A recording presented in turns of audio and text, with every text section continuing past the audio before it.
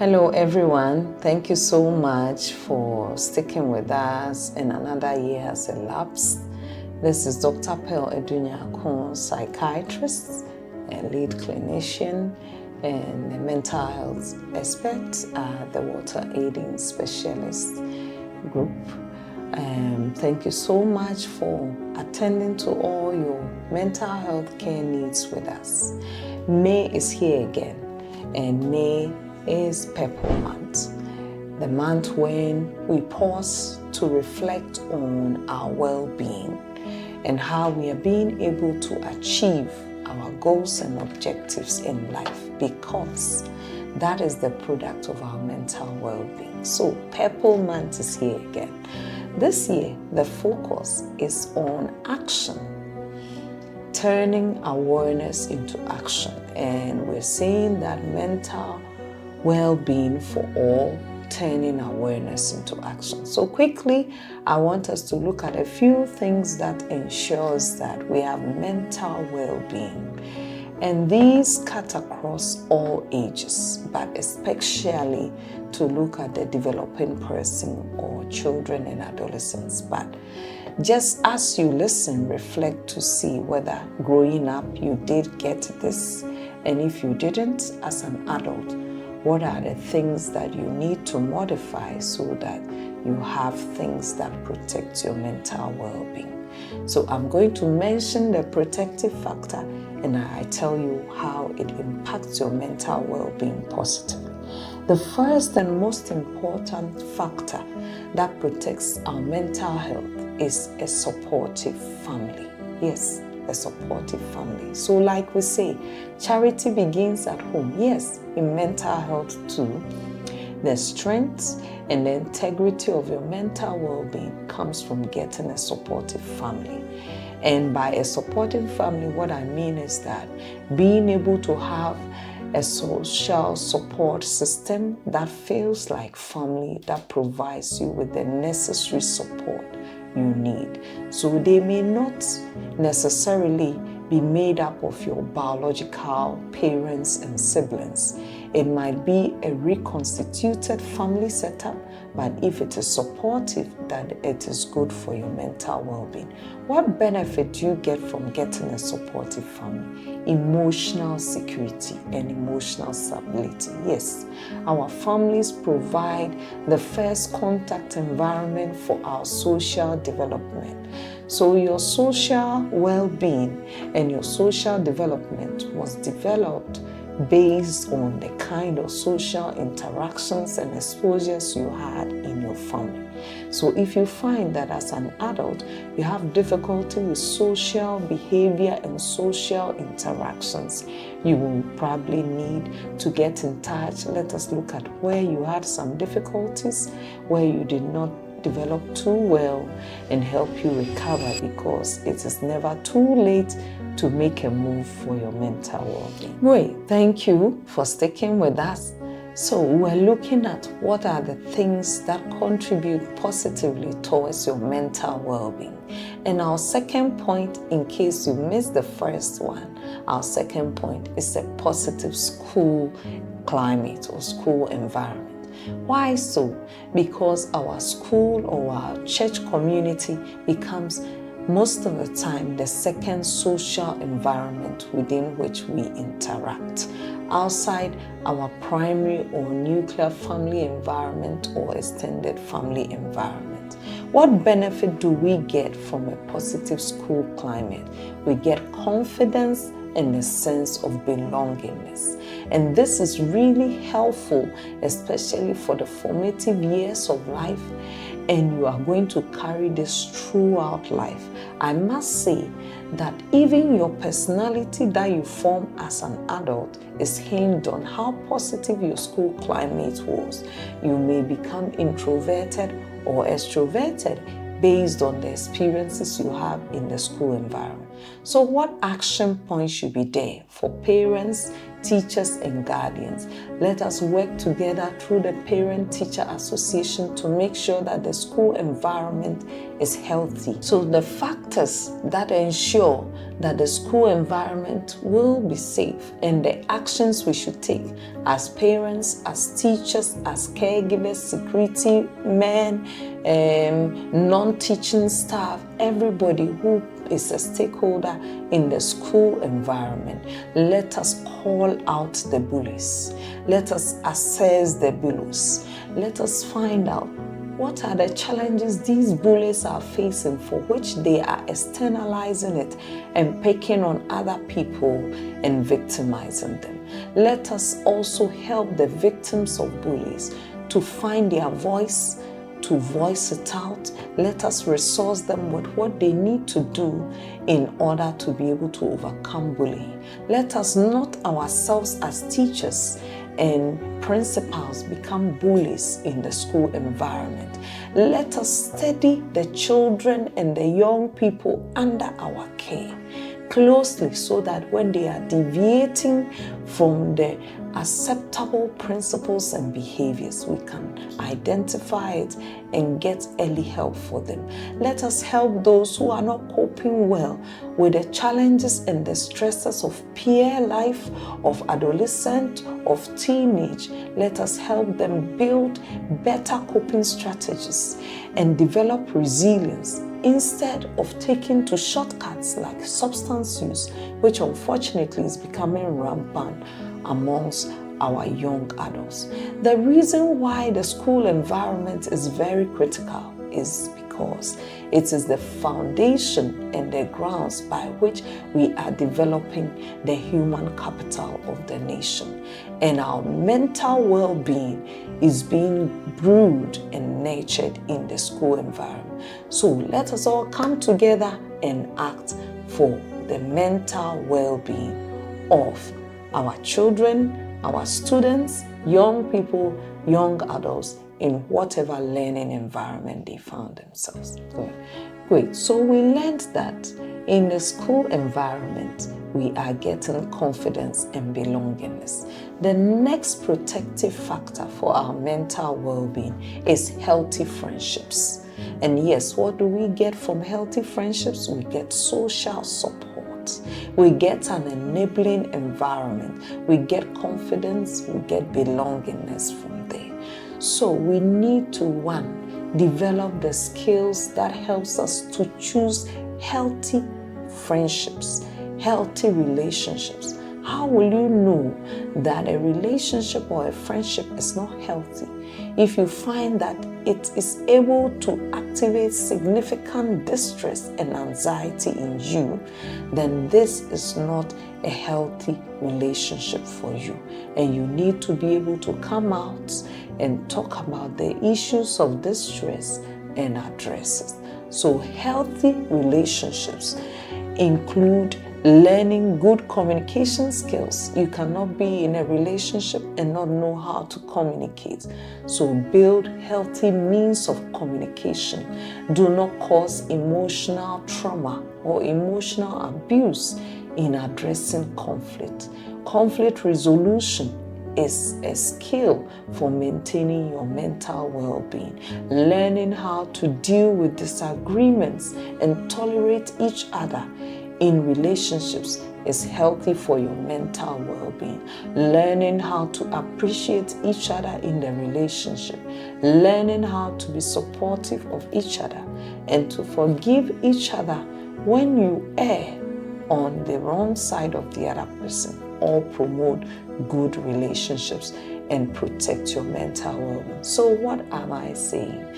That for your mental well-being, the action point is that you should invest in behaviors, languages, emotions, and attitudes that will ensure that the relationship is healthy.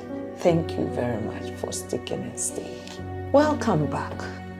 We are looking at factors that protect our mental well-being, focusing on the theme for this year's Purple Month, which is turning awareness into action, mental well-being for all. Now, the next protective factor for our mental well-being would shock you. You thought that where you live, how clean the place is, how the people relate, the attitude there, the parenting style, the security there, the social amenities there do not impact your mental well-being. I'm sorry, think again. It does. A safe environment, safe food, safe water, safe housing, safe neighborhood, safe nurturing, safe parenting, safe neighborliness contribute to your mental well-being. You're saying how? Yes, because they reduce the stress that you encounter as you continue to live on this earth. They also ensure that you are exempted from traumatic experiences. Sometimes it is very traumatic when during an exam period, as is going on right now, you have to deal with light offs and power outages, knowing the work volume you have, when you have difficulty accessing transportation from where you stay to go to work or to go to school. All these are sources of stress that chronically affect your mental well-being. So the safety of your environment does contribute to your experience of stress and does contribute to your mental well-being. If it does not lead to anxiety in you, it can cause depression in you. If it does not affect your learning capacity, it can lead to you giving up on life and becoming suicidal. If there isn't enough amenities and support to help you pursue your dreams and your careers, it can stifle your opportunities to achieve what you desire in life. So let us all work together, stakeholders, parents, neighbors, assemblymen, chief, area men's leader, area women's leader, everybody in the community. Let us come together to make our community and our environment safe for our mental well-being. Thank you for staying with us. So we have been looking at actions that ensure that we have good mental well-being, all of us, everybody inclusive. And we want to focus on actions.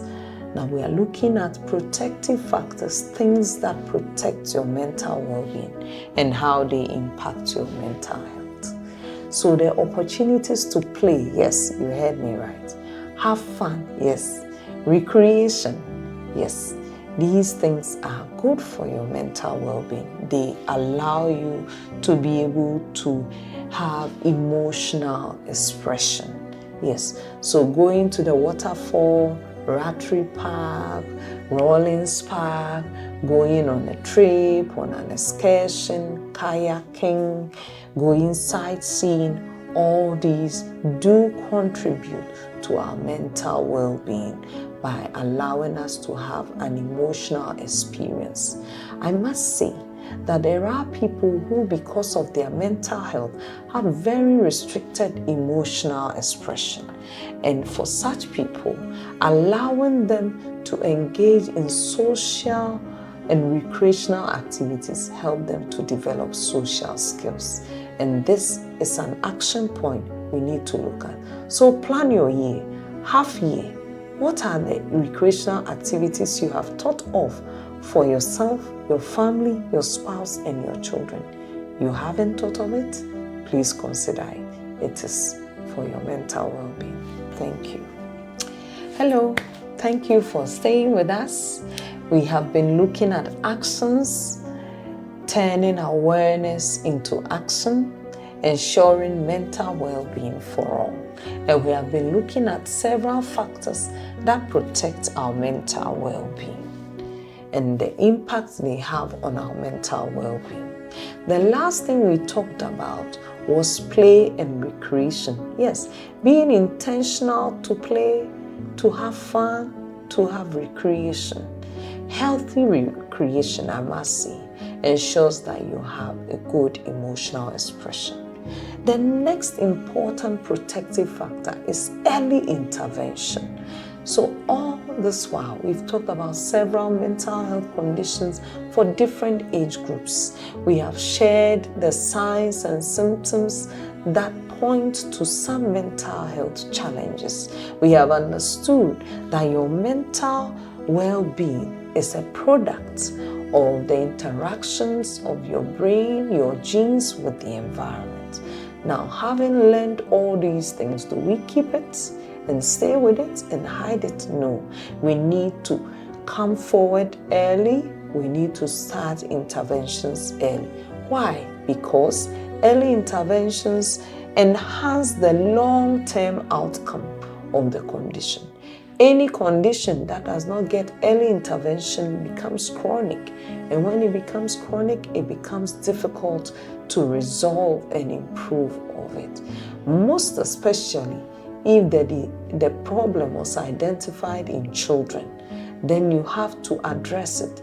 Beyond age 21, changes can still happen, but it is more difficult if it is happening beyond a certain age limit. So, early intervention is protective for your mental health. Complying with the intervention, that is making sure that you go through the plan that is in place for your mental well-being, is very important. So make sure that if you are seeing any deviations from who you are, seek help early so that we get a better outcome for you to be fulfilled. Thank you. Thank you so much for coming back. We have been looking at factors that protect our mental well-being and ensure that we are acting in a way that we are positively impacted. So we've looked at a number of protective factors and we've looked at how they've impacted on us. We looked at the family, the school environment, relationships, recreation, communication, friendship, and play. We've looked at early intervention, and the last point is spiritual and community support. Yes, our mental well-being has been documented to be a product of our mental health. And total health is a combination of physical, psychological, social, and spiritual well-being. Yes, you heard me. So your spiritual and community support is important for your well-being. Yes, because it is in this context that you have hope and connectedness. And it is in this environment that resilience thrives. So do not isolate yourself. Engage in some spiritual or community activity. Ensure that your spiritual investments are really genuine, because I must warn, there are some contexts of spiritual environments that do take advantage of you, and that can actually lead you into catastrophic outcomes. So make sure that you critically evaluate your spiritual exposure and spiritual environment and stay healthy. So let us all try to implement these action points to ensure that we stay healthy. Thank you. Bye-bye. And remember, May is Purple Month, so act in a manner that will protect your mental health. Thank you. Bye-bye.